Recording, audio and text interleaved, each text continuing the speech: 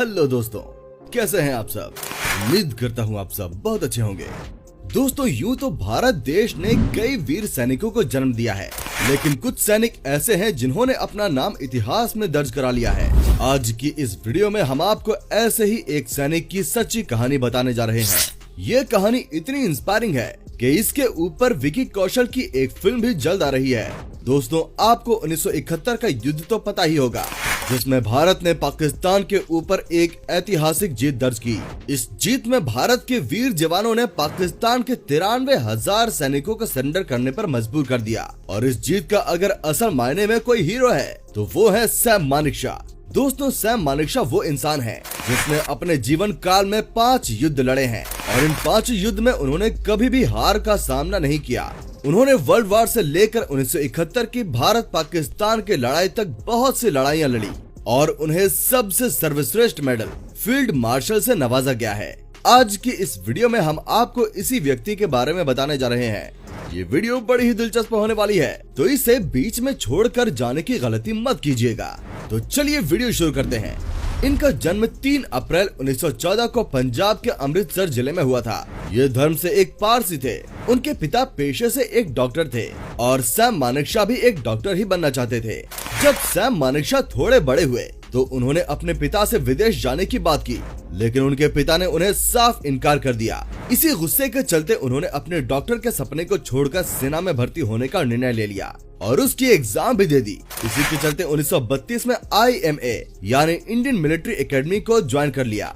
इस वक्त हमारा देश आजाद नहीं हुआ था और हमारी आर्मी को ब्रिटिश इंजीनियर आर्मी कहा जाता था। 1939 के वक्त तक सैम मानेकशॉ ब्रिटिश आर्मी में कैप्टन का पद हासिल कर चुके थे और इसी के चलते उस वक्त होने वाले वर्ल्ड वार में वो ब्रिटिशर्स की तरफ से लड़ रहे थे।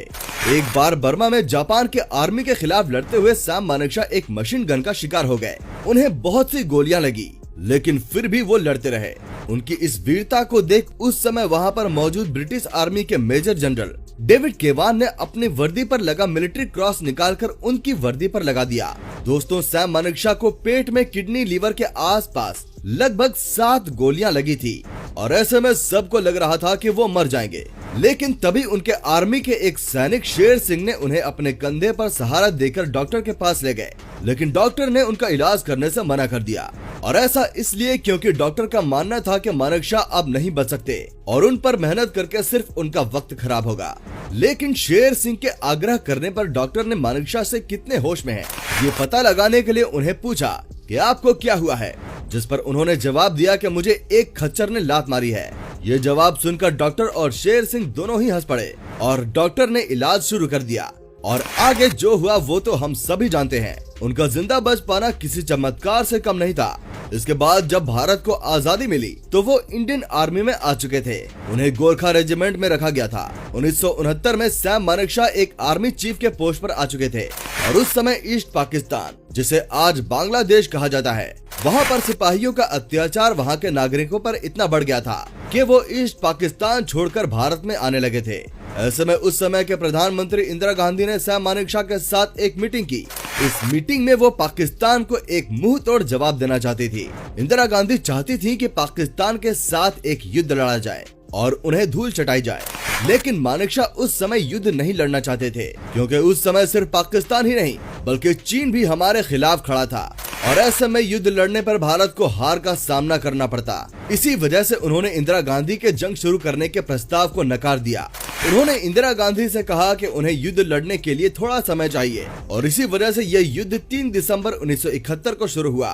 दोस्तों, मानेकशॉ ये जानते थे कि अगर ये युद्ध ज्यादा दिन चला तो भारत के लिए मुश्किलें खड़ी हो सकती हैं। ऐसे में उन्होंने एक रणनीति बनाई और वो शुरू से ही ऐसे दिखाते आए कि भारत पाकिस्तान से हर फील्ड में आगे है, जिससे कि पाकिस्तानी सैनिकों का मनोबल कमजोर हो जाए। और ऐसा ही हुआ। युद्ध शुरू होने के महज 13 ही दिन बाद यानी कि 16 दिसंबर 1971 को पाकिस्तान सैनिकों ने सरेंडर कर दिया ऐसा माना जाता है कि उस वक्त पाकिस्तानी सैनिक भारतीय सैनिकों से गिनती में भी ज्यादा थे और उनके पास हथियार भी हमसे ज्यादा थे, लेकिन फिर भी मानेकशॉ के सूझबूझ की वजह से भारत ये युद्ध बड़ी आसानी से जीत गया और यही पाकिस्तान के विभाजन होने का कारण भी बना और ईस्ट पाकिस्तान खत्म होकर एक नए देश बांग्लादेश नाम से जाना जाने लगा। इस जीत के लिए उन्हें भारत के दूसरे सबसे बड़े नागरिक सम्मान पद्म विभूषण से सम्मानित किया गया, जिसके बाद 1973 में उन्हें सेना के सबसे बड़े पद फील्ड मार्शल से भी नवाजा गया।